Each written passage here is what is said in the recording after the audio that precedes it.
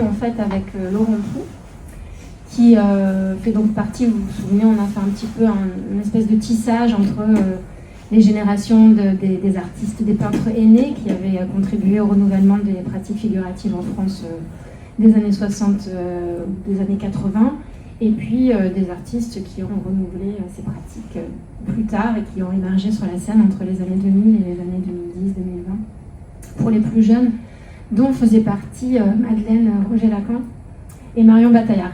Et donc Laurent s'inscrit dans cette génération née dans le début des années 80, qui choisit donc d'entrer en peinture et de représenter la figure humaine en peinture, et qui catalyse un peu toutes les questions qu'on a posées ensemble pendant ces échanges.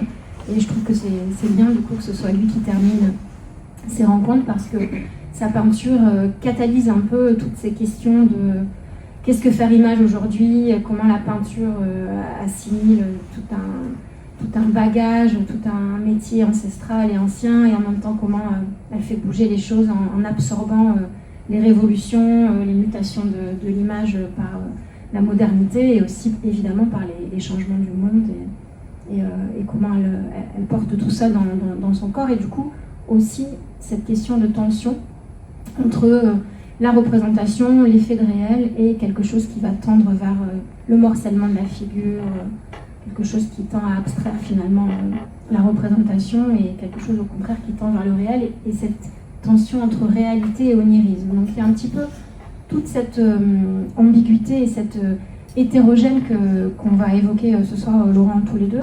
Et du coup, on commence avec ce premier tableau, parce que c'est un tableau donc, qui date de 2007, et qui est un petit peu ce qui annonce, en tout cas sur cette question de l'hétérogène dans le tableau.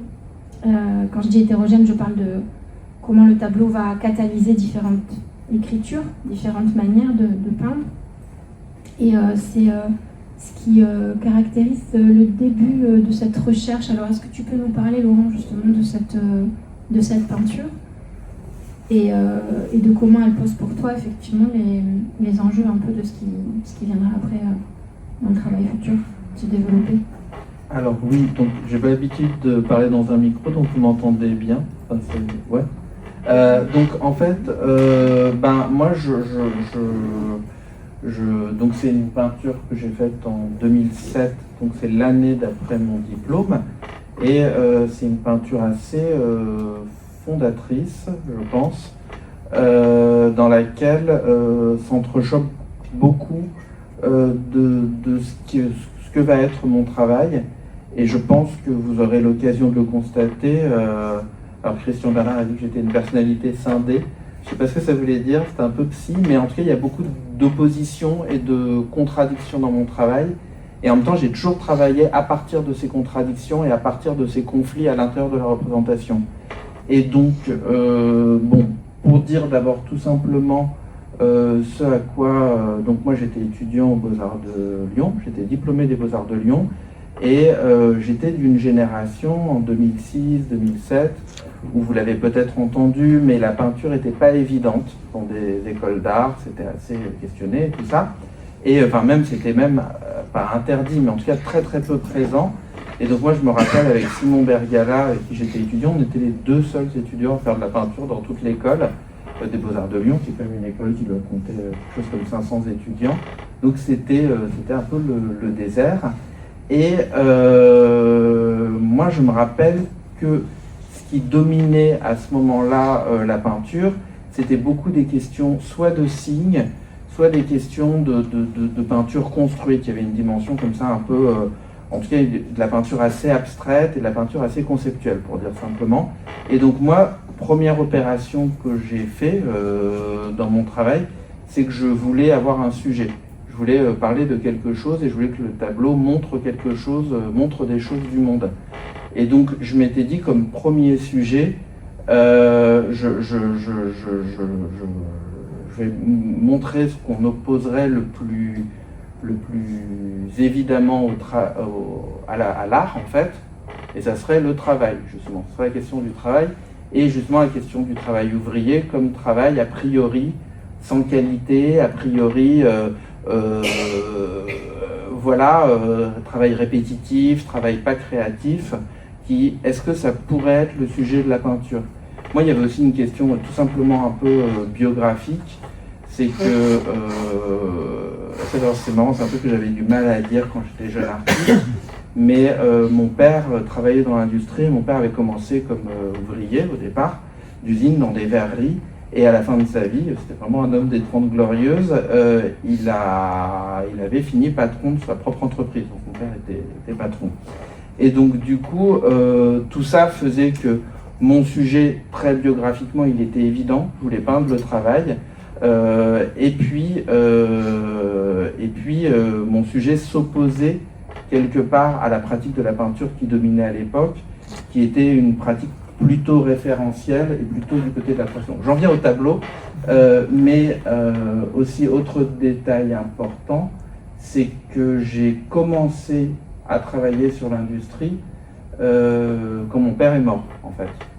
Donc voilà, c'est comme ça que c'est ouvert le sujet pour moi, et voilà. Et donc, du coup, ce tableau poste de travail et graffiti, en fait, il est super important pour moi parce que, en fait, vous voyez, c'est comme un montage, c'est comme un diptyque. Il y a d'un côté une machine avec une radio, avec un écran, un poste de travail, en fait, et ça se sent même dans le titre, le « et ». De l'autre côté, il y a une planche de graffiti. Et cette planche de graffiti, en fait, c'était l'endroit, l'usine, quoi, où mon père travaillait, quoi. Et donc, du coup, d'un côté, il y avait le poste de travail qui renvoyait à l'absence, mais qui renvoyait aussi au lieu dans lequel on fait des actions pour créer de la valeur, quoi, dans une industrie. Et de l'autre côté, cette planche de graffiti, c'est pas des graffitis inventés, c'est une photographie que j'avais faite d'une planche de bois sur une machine où il y avait des dessins.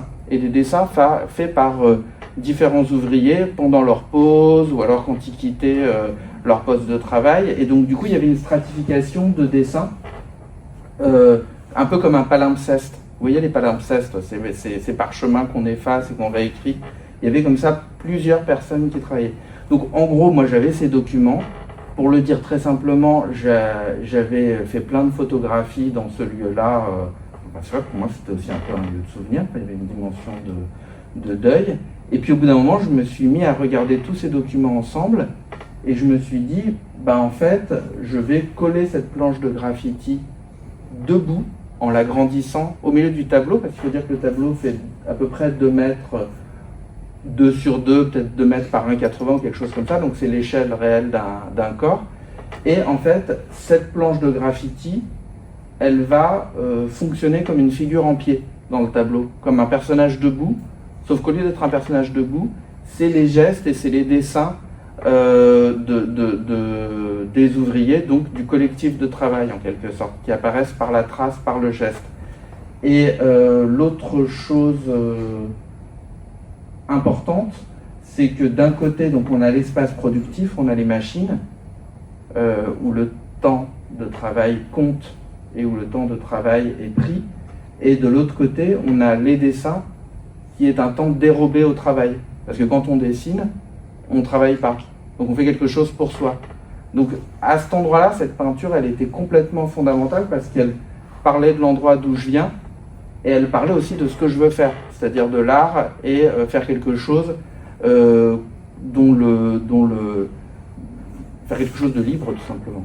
Donc voilà, c'est un peu le premier tableau et donc du coup vous verrez qu'à partir de cette tension entre représentation du réel avec la dimension machinique, avec la dimension contrainte et espace du fantasme, espace du désir, espace de la liberté, c'est un peu tout ça qui structure en fait ma peinture, qui du coup est assez protéiforme forcément, quoi. Enfin, vu qu'elle est faite sur une contradiction radicale.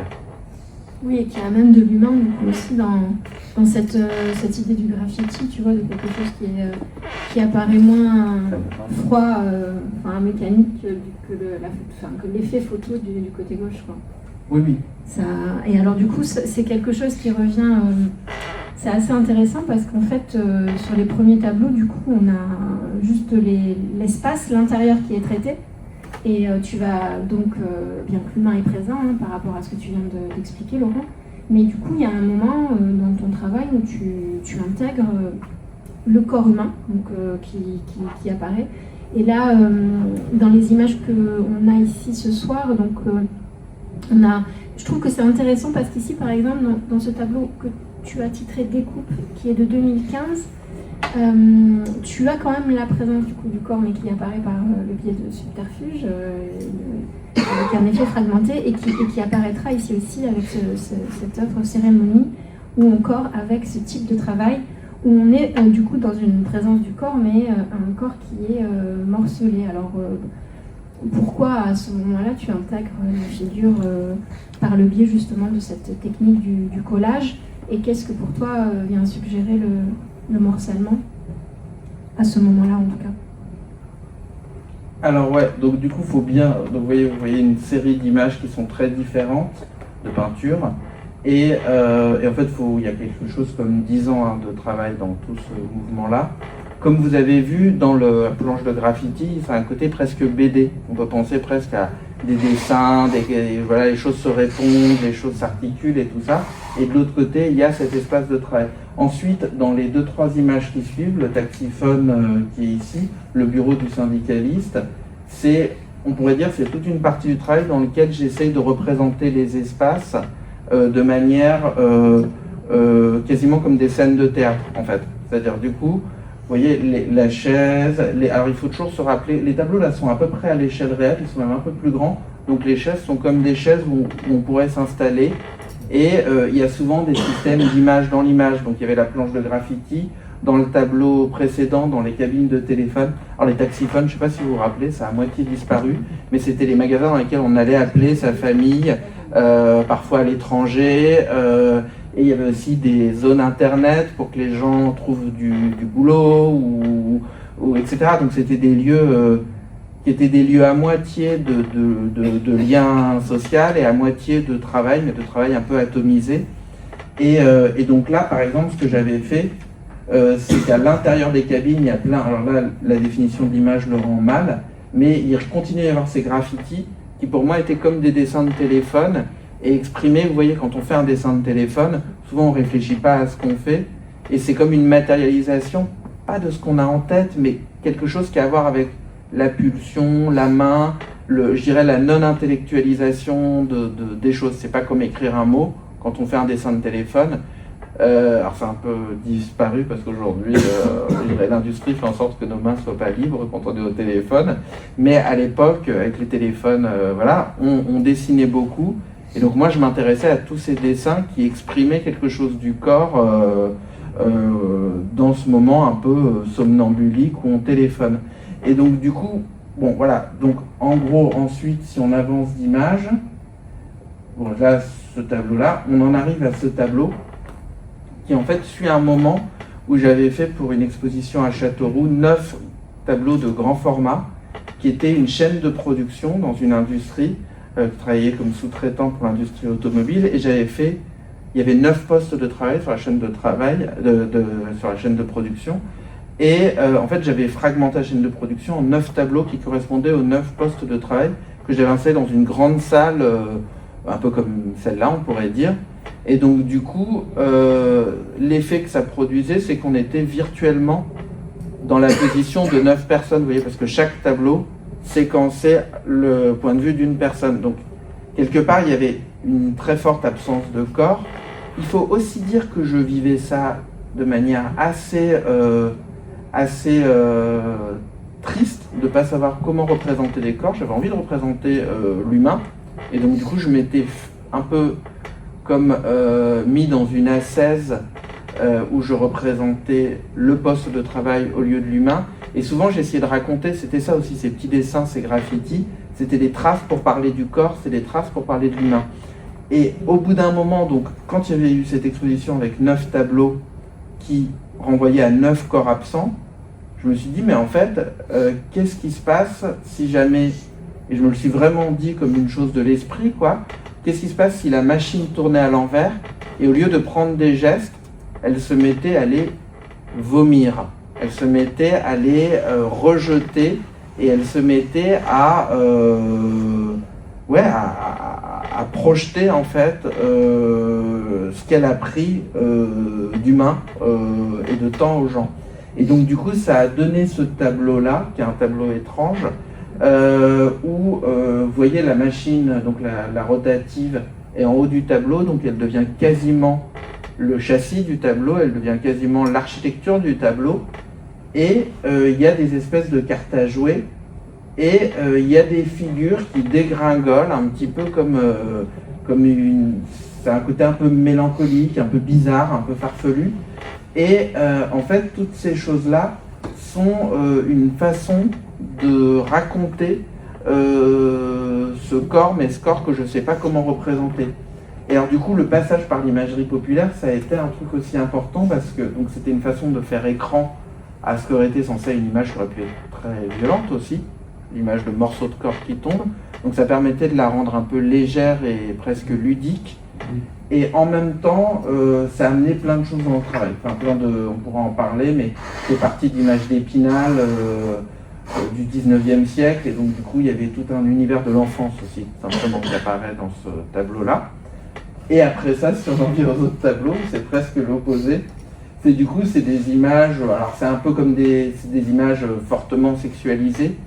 Et du coup, là pareil, toujours dans ce chemin pour essayer d'aller vers des représentations du corps. Donc, j'étais parti vraiment d'images, bon voilà, assez vulgaires, assez petites aussi. Et en fait, ce qui m'intéressait, c'était de jouer avec le regard du spectateur ou de la spectatrice, qui va essayer de recomposer l'image, de comprendre ce qui manque. Et donc là, du coup, le tableau, il est trop grand, il est plus petit en réalité.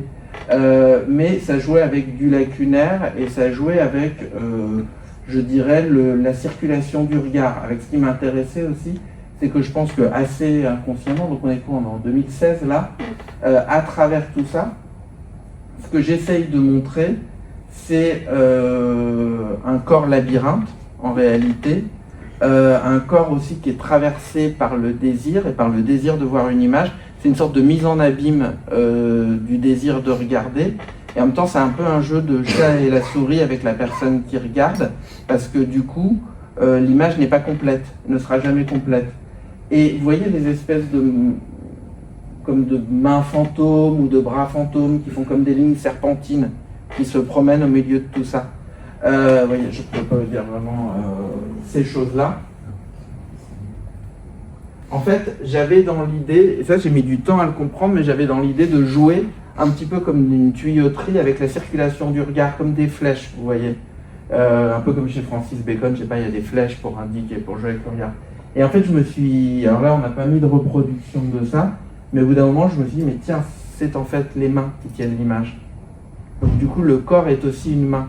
Vous voyez, donc c'est comme si on dézoomait et qu'il y a l'image qu'on regarde dans le téléphone, et puis il y a la main qui tient le téléphone.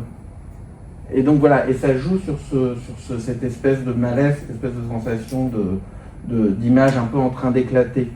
Et pour un peu expliquer aussi la façon dont ça fonctionne dans mon cerveau, le gris métallisé, là, qui est un peu crépi, c'est à ce moment-là du travail ce qui reprend la fonction de la machine, en fait. C'est-à-dire ça parle toujours de l'industriel, du mécanique, et donc c'est aussi un signe pour dire à la personne qui regarde qu'il ne s'agit pas simplement d'une image à dévorer ou d'une image qui se cannibalise. Il s'agit aussi d'une image prise dans une machine, prise aussi dans une circulation d'images.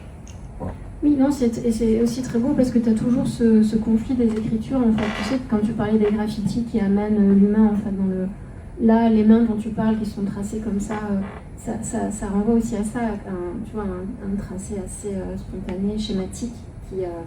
Et la modernité là-dedans, alors, parce qu'on a vu, on peut penser à mille choses. Moi, j'ai pensé à Léger aussi quand j'ai vu plein de choses, mais en tout cas pour le tableau antérieur, les papiers découpés, le cubisme. Enfin, comment tu digères tout ça? Je sais qu'après il y a des process inconscients et tout, mais comment tu assimiles cette modernité-là dans justement cette histoire de cassure Alors moi, c'est marrant, j'ai aussi pensé à Picabia quand je faisais ça. Et en fait, comment j'assimile ça?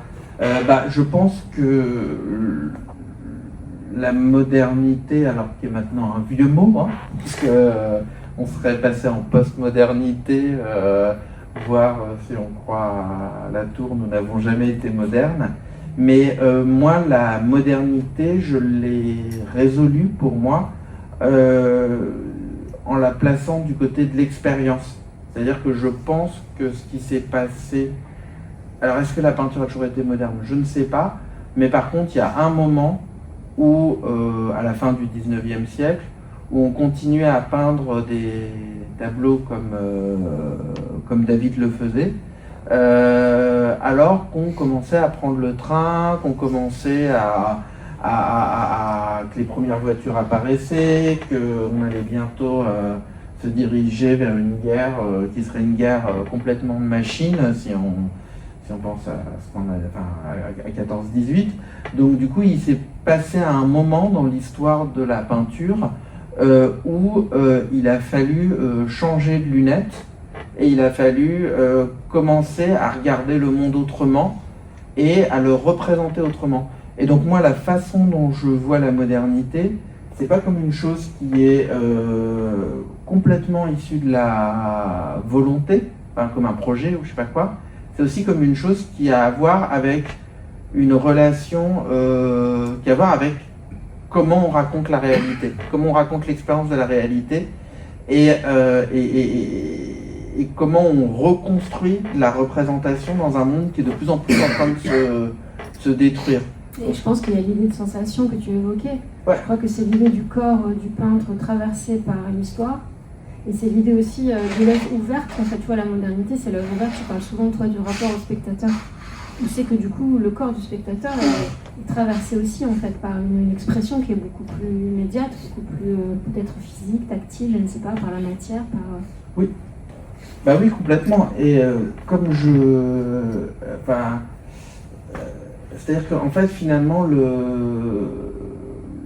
corps en peinture, il n'existe pas. La peinture, c'est un langage incorporel. Et donc, du coup, le seul corps devant une peinture, c'est son propre corps. C'est le corps de la personne qui est en train de regarder le tableau. Et donc, du coup, on ne voit que des figures en peinture. Et ces figures, elles vont raconter des choses assez différentes. Donc, je pense que c'est pour ça aussi que dans ma peinture, j'ai toujours bien aimé passer d'un style à un autre, passer de forme à un autre. C'est parce qu'à chaque fois, c'est des expériences que font les yeux d'une réalité, en fait. D'une réalité ou d'un aspect de la réalité qu'on montre. Tu as la question du temps du faire aussi, du coup, parce que tu as beaucoup de peintres qui évoquent ça. Tu sais, ceux qui sont plutôt du côté du protocole, un peu classique, on dirait, dans la lenteur, le labeur, tu sais, c'est des plongées presque de concentration, de contemplation, et ceux qui sont plus dans la gestuelle, un peu expressionniste, du vite, tu aimes, toi, passer justement d'une écriture à une autre par rapport à ça, par rapport à, en fait, que tu trouves des temporalités différentes? Alors moi, ce que je suis quand je fais un tableau, c'est que je suis soit un ouvrier, soit un artisan. Mais chez moi, c'est une démarche très construite et je suis très peu expressif et je ne suis pas méditatif non plus. Enfin, je veux dire, si on médite, on ne fait pas de la peinture. Enfin, quand on médite, on ne fait rien, on médite. Et non, mais c'est vrai, ça veut dire quoi d'être immersif en peinture? On travaille et puis on fait la chose et puis c'est fini à un moment. Donc du coup, pour moi, c'est beaucoup plus une chose construite et c'est quelque part, quel que soit, parce qu'on verra des tableaux très différents, on verra des tableaux où on a une sensation beaucoup plus naturaliste, beaucoup plus réaliste, notamment sur des séries spécifiques, mais c'est toujours une petite mécanique qu'on est en train de regarder. Et moi, je dirais qu'à la limite, ce qui me fascine le plus en peinture, c'est que c'est la chose, j'ai presque envie de dire en termes d'image, une des choses les moins chères, les moins compliquées, les moins technologiques pour créer des sensations pour recréer des sensations de ce qu'est la mécanique du monde. Je veux dire, si vous voulez faire un film ou si vous voulez faire... C'est des budgets pas possibles, c'est très compliqué de faire un film. Et une peinture, il y a cette idée d'un espace total, mais c'est un espace total qu'on crée un peu seul en fait. D'où le côté horlogerie pour moi qui m'intéresse dans le tableau. Et voilà, c'est une mécanique qui fonctionne ou pas. C'est une mécanique qui prend le pouls aussi du monde, de la pulsation du monde. Et dans la mécanique du collage, il me semble quand même, en tout cas pour celle-ci, pour l'onirique après ce serait différent, que tu as effectivement le pouls, tu parlais de 14-18, on peut parler le pouls de la guerre et le pouls de ce qu'on inflige à l'humain. Et j'aime beaucoup ce tableau, en fait, moi, Laurent, que tu as intitulé Syncope, et qui vient à un moment, si j'ai bien compris, du coup, avec ce tableau-là, où tu as parti en résidence à Chicago, c'est ça? Oui. C'est à cette époque-là. Et du coup, ça c'est un peu différent, ce travail de l'intérieur, qui est un peu étrange d'ailleurs, et qui peut renvoyer aussi à la question de l'onirisme et des corps dans la nature qu'on verra tout à l'heure. Ce tableau-là, il me semble plus parler justement de cette question du morcellement du corps qui prend le pouls de l'histoire et de la violence du coup. Tu peux en parler un petit peu par rapport à... Ouais, alors je me rends compte que c'est assez... qu'on fait des sauts dans des mondes de peinture très différents. Moi, ce que je peux dire de ces tableaux-là, c'est qu'ils correspondent à une sorte de crise, en fait, que je pourrais énoncer de la sorte. C'est que j'ai pendant 10 ans fait des tableaux avec un enjeu réaliste. Ce que je me disais, c'est que je veux peindre le monde ouvrier, je veux peindre le réel, je veux raconter une histoire qui est celle, et même qui est celle des gens qui produisent et qui fabriquent des choses dans le monde. Et même les tableaux avec ces corps un peu dénudés et tout ça, ça parlait du désir, ça parlait de la pulsion, ça parlait, mais entrelacé à quelque chose de machinique. Et en fait, quand je vais aux États-Unis, c'est avec une bourse du CNAP, en 2019, et je me retrouve j'avais fait tout un projet où je voulais peindre le monde industriel américain. Donc j'avais été à Chicago, à Détroit et un petit peu à New York, mais surtout à Chicago et à Détroit. Et je me retrouve dans un moment où c'est Trump au pouvoir pour la première fois, et où aussi un des sujets que j'avais été voir, c'était d'ailleurs la peinture africaine-américaine aux États-Unis dans les années 30-40, parce qu'il y a beaucoup de choses que je voulais connaître. J'avais vu une exposition qui s'appelait The Color Line et de Daniel Soutif, et qui m'avait un petit peu fait découvrir tout un tas de peintres qui représentaient la réalité de manière que je trouvais super intéressante. Donc j'avais été aussi les voir eux. Et donc je me retrouve dans cette image, dans cette société qui va mal. C'est pas que la nôtre aille très bien, mais en tout cas alors elle va pas bien aussi. Et en fait je me retrouve dans une société où, bon voilà, moi j'avais pas été aux États-Unis jusque-là, c'était la première fois que j'y allais, qui me semblait aussi assez violente, assez dure en fait, socialement. Et donc les trois les trois images, donc celle en noir et blanc, voilà, celle avec les corps dans le canapé et Syncope, appartiennent à la même série, même si ça va dans trois directions différentes. Et dans la première, Work Injury, alors en anglais ça veut dire accident de travail, quoi. J'étais parti d'une image, là pour le coup c'est vraiment photoréaliste, j'étais parti d'une image de magazine de bricolage où on expliquait comment se servir d'une scie circulaire.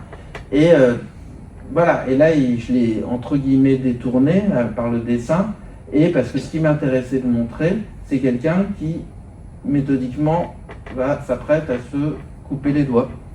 Et donc du coup, qu'est-ce que c'est que cette image, voilà, de personnes qui s'automutilent, bon voilà, et sachant que je faisais les choses pour moi, c'est-à-dire je voulais essayer de comprendre en images quel type d'expérience je faisais.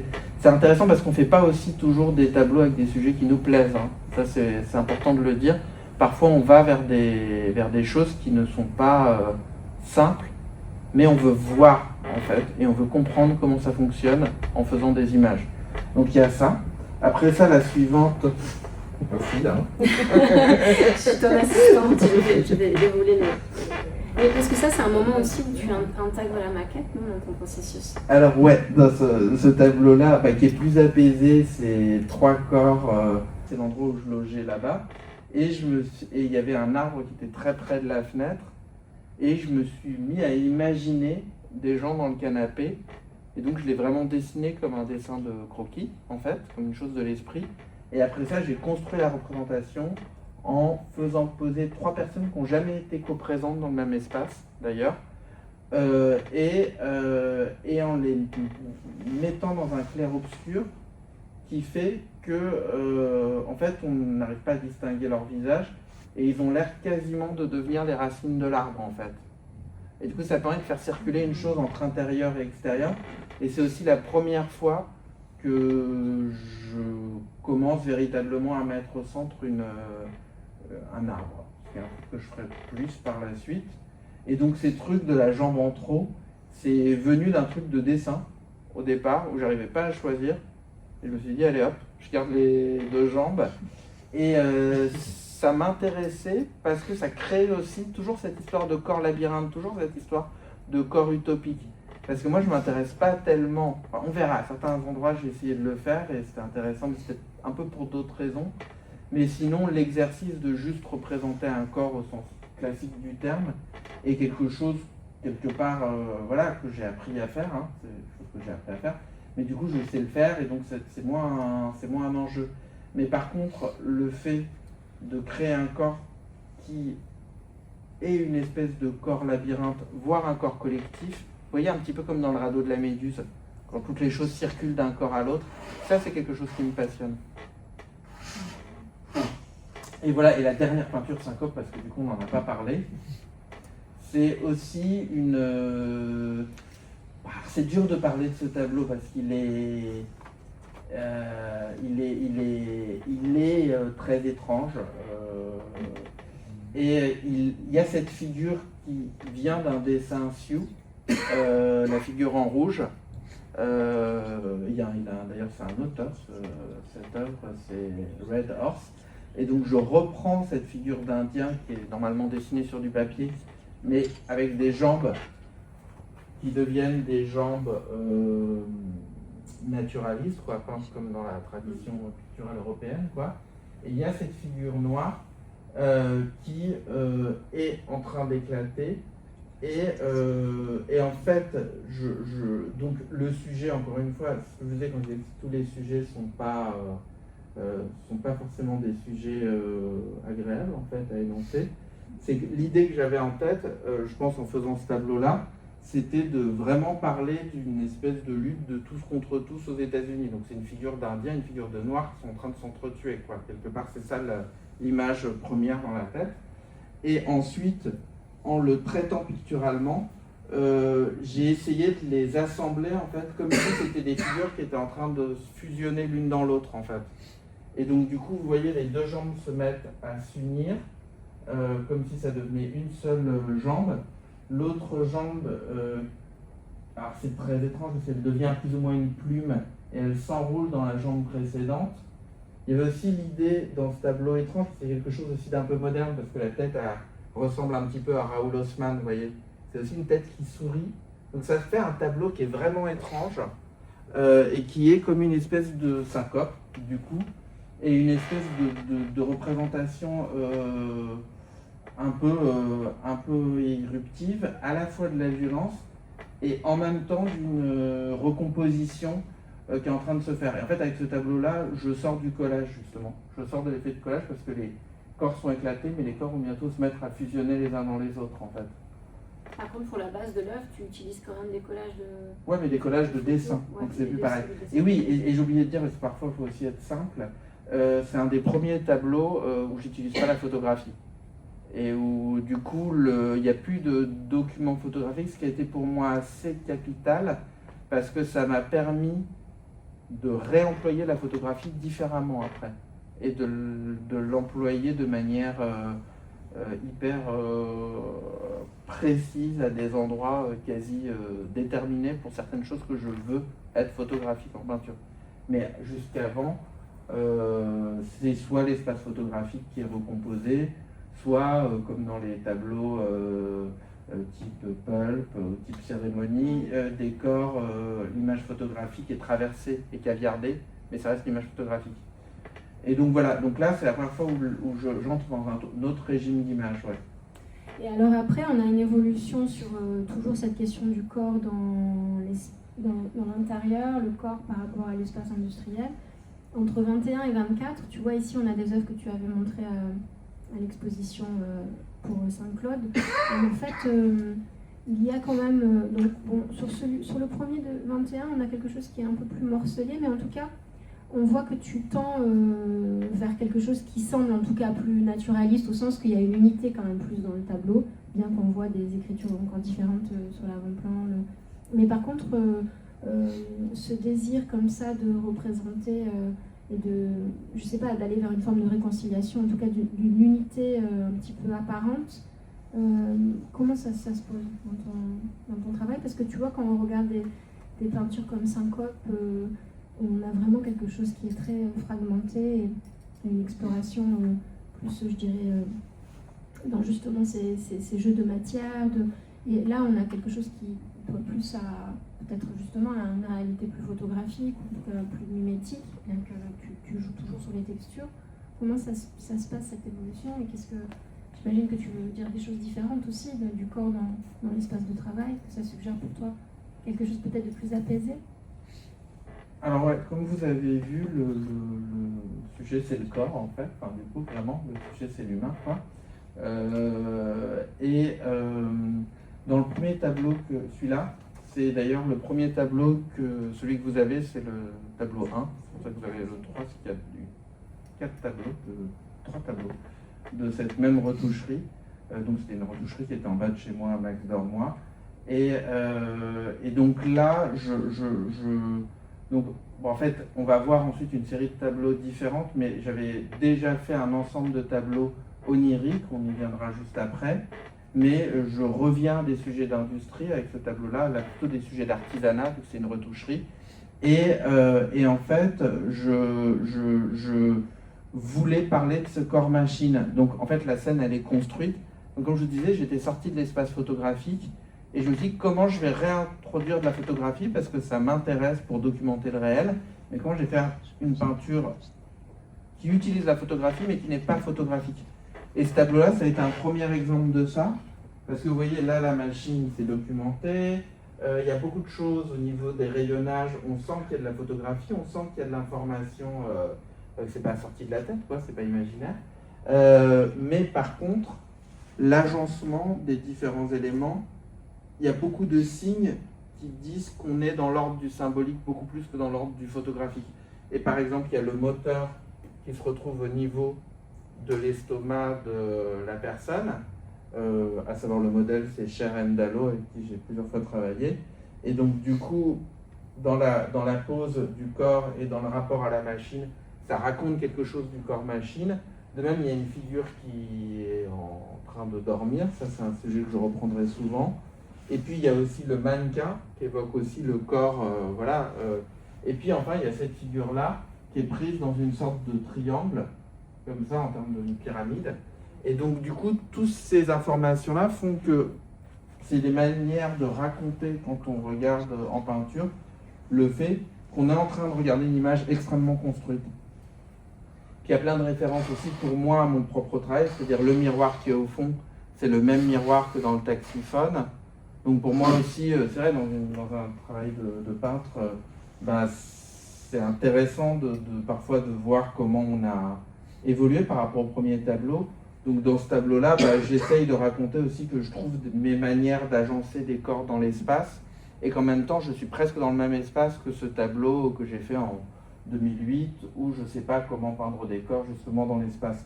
Et puis aussi, je m'étais amusé à des détails qui sont extrêmement composés, comme là, un pied, où on voit les ombres, et donc du coup, pareil, le tissu existait, mais ça, je l'ai un peu inventé, parce que je voulais raconter l'histoire qu'on pouvait circuler justement dans l'espace.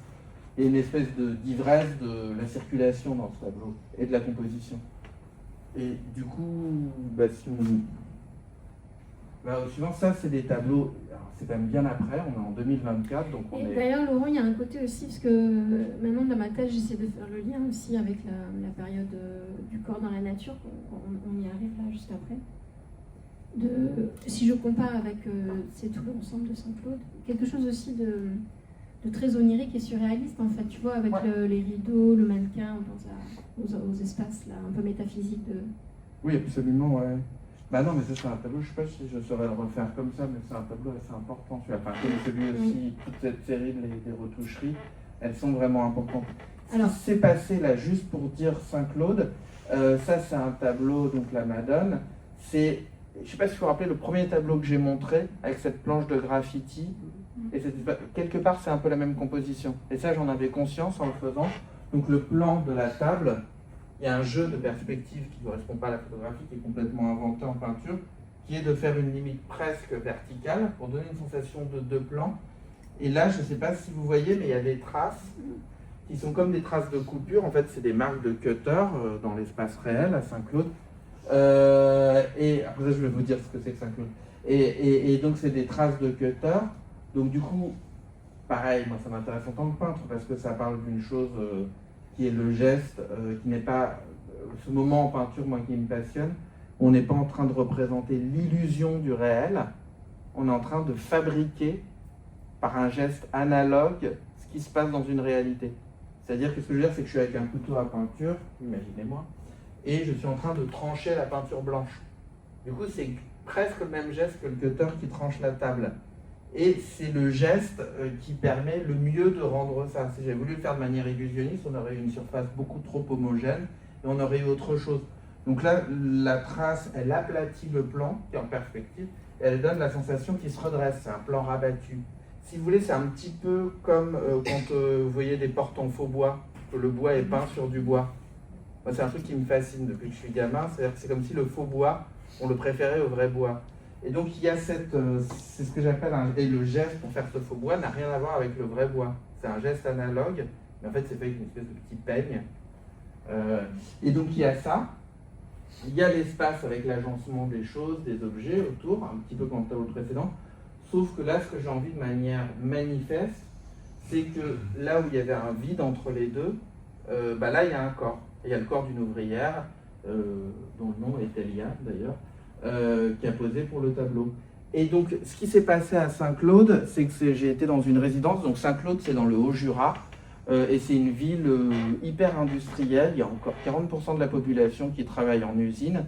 Et c'est une ville avec des industries extrêmement diversifiées, parce qu'il y a des choses qu'on va voir avec de l'artisanat. Alors ça, c'est autre chose pour le coup.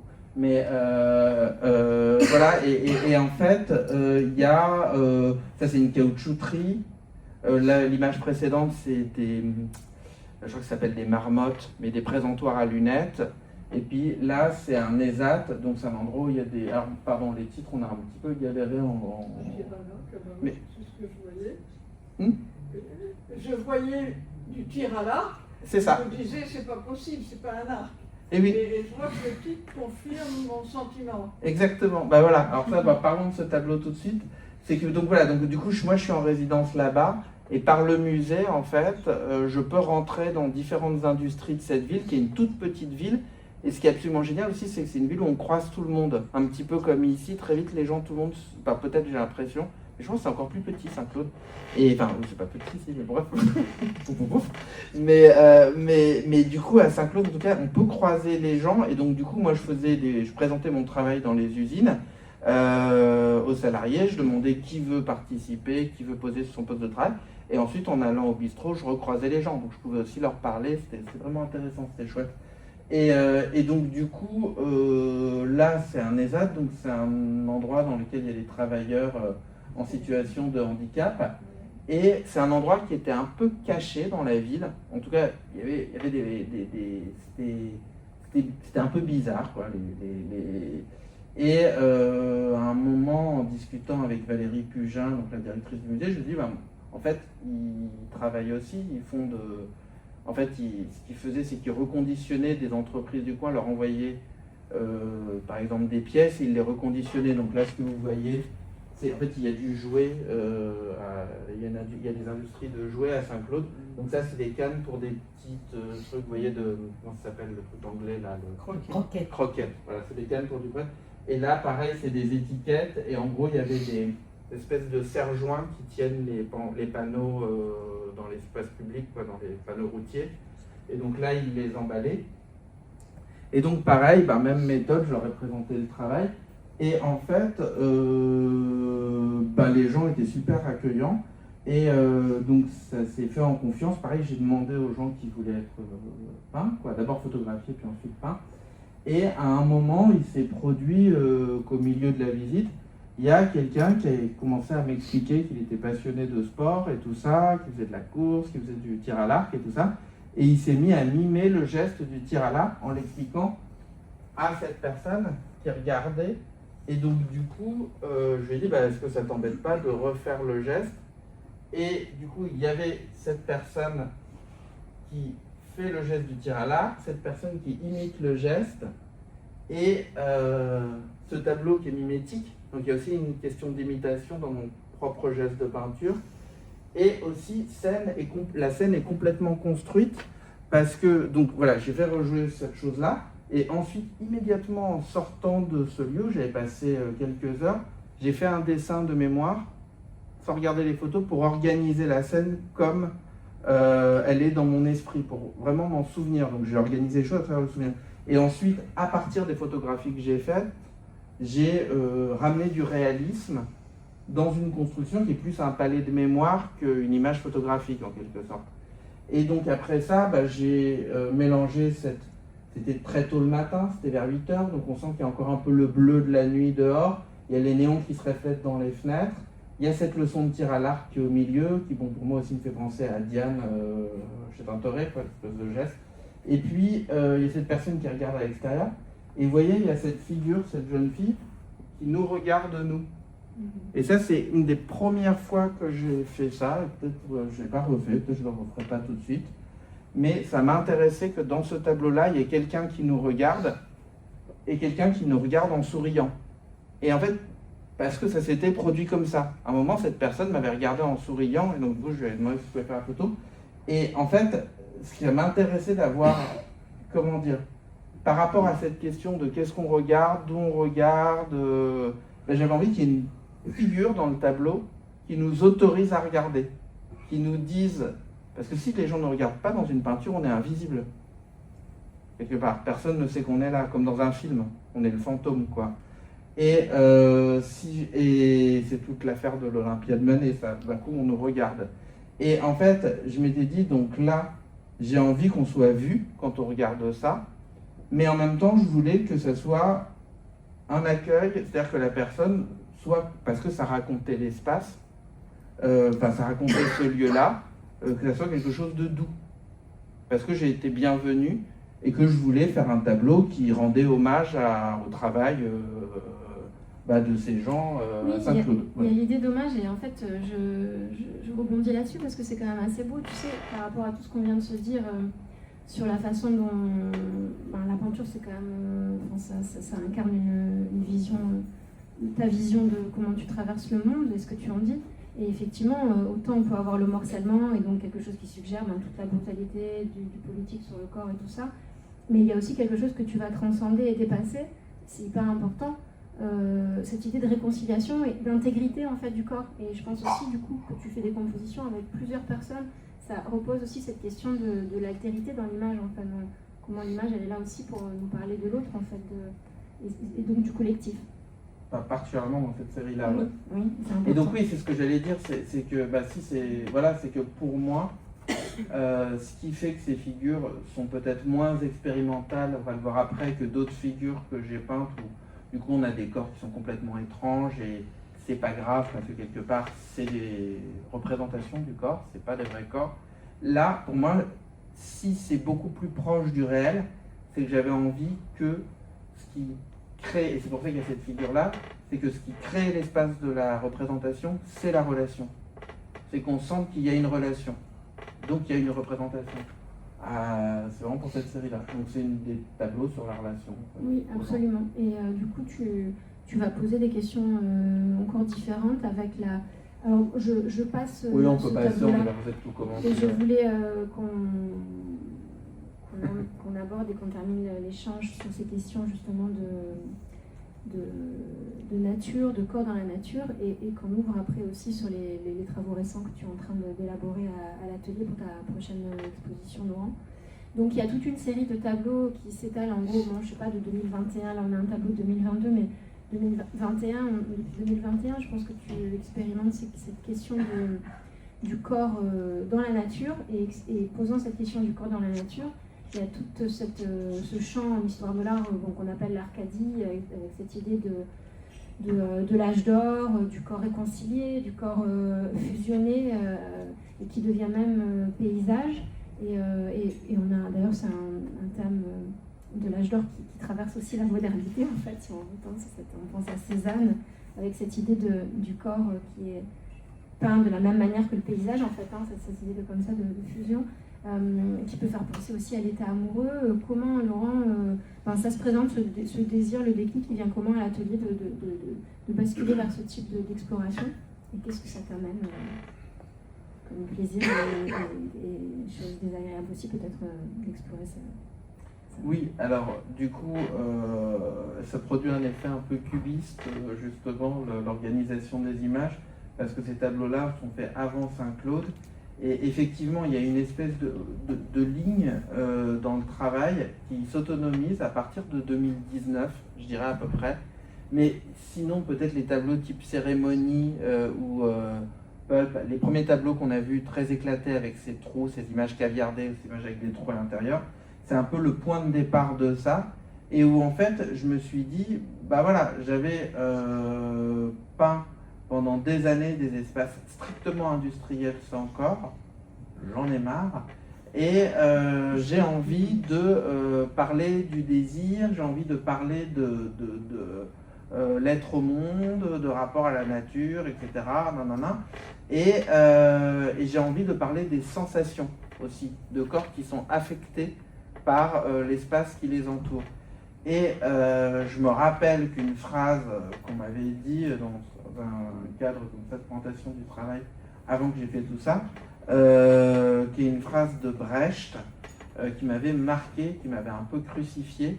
Une phrase de Brecht où il dit « La meilleure photographie des usines Krupp ne raconte rien des rapports de travail dans cette usine Krupp, etc. etc. » La phrase est un peu plus détaillée, mais en gros ça disait que l'image réaliste, et particulièrement l'image photographique, n'était pas le bon outil pour raconter ce qui se passe réellement dans un espace. Et donc du coup j'étais un peu douché, parce que je me suis dit, bon bah en fait mon réalisme, qu'est-ce que je raconte effectivement de l'amour, qu'est-ce que je raconte du paysage, qu'est-ce que je raconte de la vie, etc. Blablabla. Donc je m'étais dit, en fait, je suis en train de passer de tout un tas de choses que j'ai aussi eu envie de peindre, qui sont des choses de l'ordre du désir. Et donc du coup, je me suis mis à autonomiser ça, selon cette stratégie, un peu comme vous avez eu dans le premier tableau, de faire les choses séparément et de voir si elles se rencontrent ou pas. Et donc du coup, je me suis dit, bah, qu'est-ce qui se passe si je retourne toute ma proposition comme un gant ? Qu'est-ce que c'est l'inverse de l'usine ? Bah, l'usine, c'est un espace clos, donc c'est un espace extérieur, l'inverse, avec une nature illimitée. Donc l'herbe, du coup, c'est devenu indiciellement l'image de l'étendue, l'image du champ infini, quoi. C'est l'image du champ, l'herbe. Qu'est-ce que c'est qu'une usine ? C'est un espace qui est clos sur lui-même. Donc du coup, des sujets solaires sont apparus. Et qu'est-ce que c'est que le corps au travail dans une usine ? C'est un corps qui est dans un espace hostile, potentiellement dangereux et qui est contraint. Donc l'opposé, ça va être un corps nu, et ça va être un corps nu dans la nature. Et donc du coup, c'est comme ça qu'ont un peu démarré ces images d'Arcadie. Et donc ce tableau-là, ce qui est étrange, parce que c'est un tableau qui en a eu pas mal entre-temps, donc il est assez, on pourrait dire, étrange et un peu radical dans ce qu'il est. Mais en gros, pour vous raconter simplement, c'est cette espèce de, voilà, on pourrait dire un peu de jeu sur une utopie érotique et tout ça, des corps qui sont nus ensemble et tout ça, et ils sont traversés par la lumière du soleil, donc ils sont quasiment en train de brûler, quoi. Un petit peu comme vous savez quand on est enfant et qu'on met sa main à travers une lampe de poche. Vous voyez, on voit rouge, on voit sa main rouge à travers. Donc là, je les ai traités comme ça, c'est comme je les ai représentés comme ça. Et en même temps, il y a un peu un jeu de théâtre. C'est-à-dire qu'on voit une lame de couteau et on voit un casque médiéval. Donc il y a aussi un peu l'idée que c'est peut-être la guerre aussi qui se passe à travers ça. Et que l'espace du désir est peut-être aussi un espace pas simplement de tendresse et de douceur. Donc voilà. Et voilà ce que je peux dire. Elle se retourne toujours, la peinture se retourne toujours en termes de sens. Ouais. Mais bon, des deux côtés, je veux dire, que tu traites d'une thématique ou de l'autre, tu as toujours cette ambivalence qui caractérise ta pratique. Et aussi de manière assez, c'est le cas aussi pour ce tableau-là. Donc là, comme je vous disais, les corps, c'est plus vraiment des gens, hein. C'est des idées de gens. Et donc du coup ça joue très fortement la déformation et un peu quelque chose de fantastique. Mais aussi je pense que le côté très déformé de ces corps, ça vient aussi d'un enjeu qu'on a un peu résumé, que tu as un peu énoncé plus tôt, Amélie, Oui. c'est l'idée du corps paysage. C'est-à-dire que Oui. ces corps deviennent des espaces. Donc quelque part, c'est un peu comme si je faisais ma propre révolution par rapport aux corps contraints dans les espaces et je me mettais à faire des corps qui sont complètement topologiques, qui sont complètement déformés et qui sont complètement un labyrinthe en fait de contacts, de sensations, de choses comme ça. Et là du coup il y a cette idée du corps moderne, d'un corps qui n'est plus que je dirais une espèce de tube à sensation, quoi, de contact. Tu renoues quand même avec l'idée aussi là du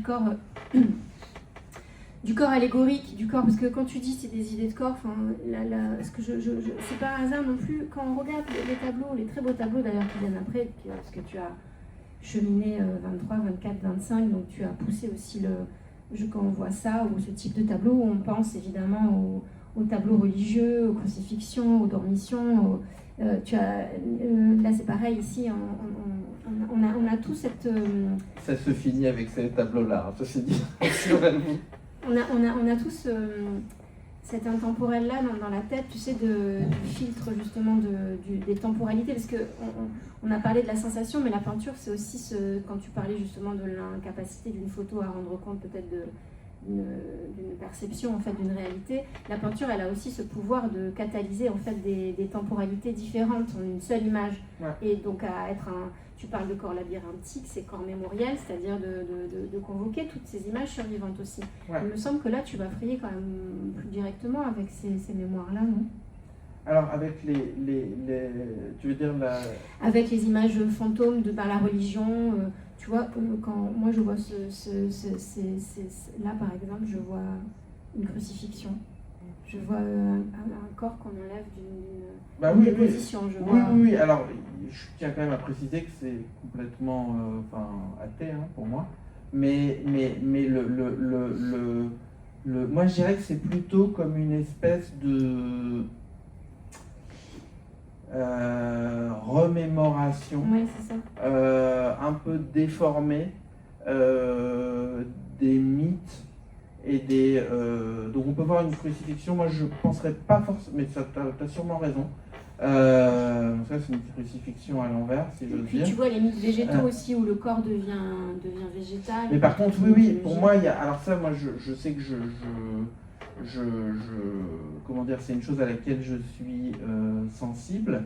Il faut dire que ces tableaux-là sont à peu près pour cette série-là venus à un moment où j'étais en Espagne, et c'est un peu tout l'espace du baroque, quoi, où il y a une espèce on pourrait dire, d'emphase du corps qui est quand même très chrétienne dans la peinture baroque et qui est très liée à une espèce de pleine gloire, mais qui est sur le point de tomber dans le versant du morbide, du catastrophique, de l'apocalypse, du jugement dernier.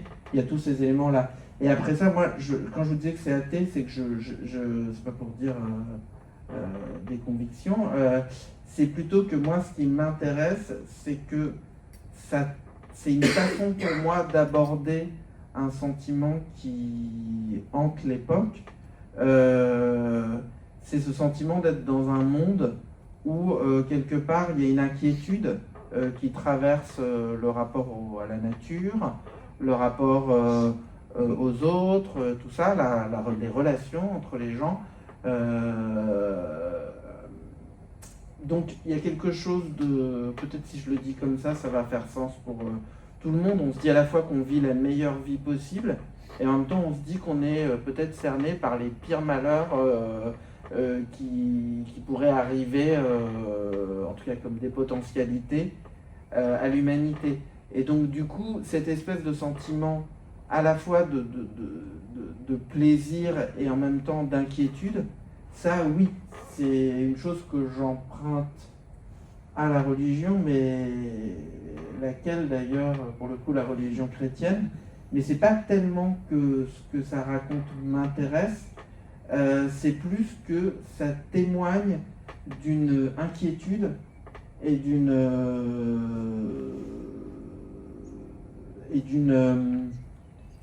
notion d'un paradis perdu ou d'un paradis inaccessible.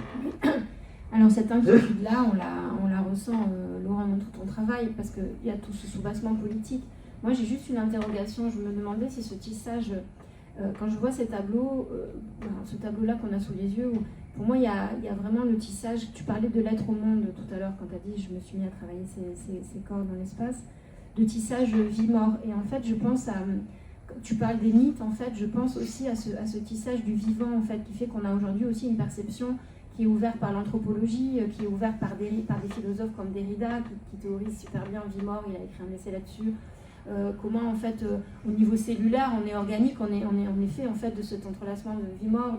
Il y a quelque chose des métamorphoses aussi qui revient beaucoup dans la peinture aujourd'hui, où le corps devient, donc quand tu parlais des mythes, où le corps devient arbre, où le corps devient... c'est l'idée de la mort aussi, d'autre chose, de quelque chose de... Est-ce qu'il y a quand même tout ce possible, en fait, qui travaille ta peinture au-delà de cette inquiétude? Ah bah oui, et bien sûr, et je dirais que l'arbre, il est vraiment la métaphore absolue de ça, parce que l'arbre, il peut être mort et vivant en même temps.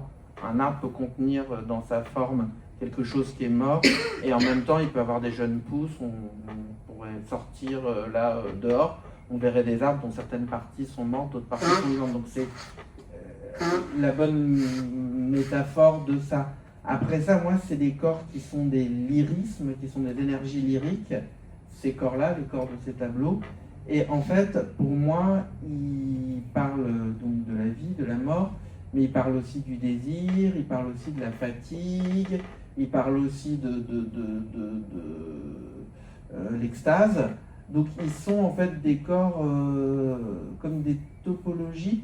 Et comme je vous disais aussi, du fait que je pense dur comme fer, comme fer, F-E-R, pas F-I-R-E, que le corps du tableau, c'est le corps du spectateur, et ben du coup, ces corps sont des expériences, en fait, de tout ce qui nous traverse en même temps, quoi.